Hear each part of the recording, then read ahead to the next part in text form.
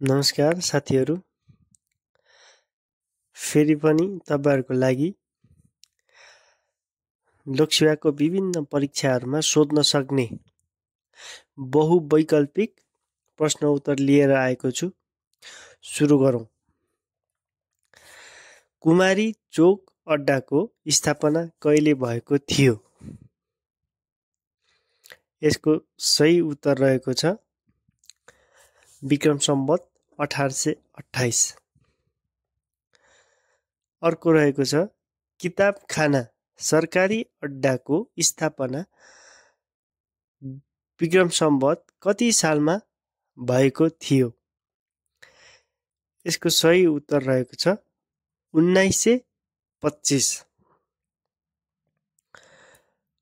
अर्को छ आन्तरिक लेखा परीक्षण कुन कार्यालयबाट गरिन्छ?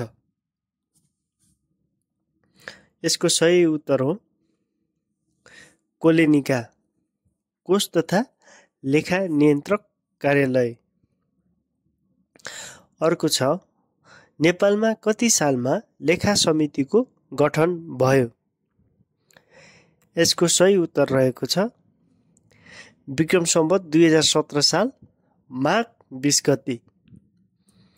यसैगरी अर्को छ सरकारी लेखा प्रणाली कति प्रकारका हुन्छन्? यसको सही उत्तर रहेको छ 2 वटा।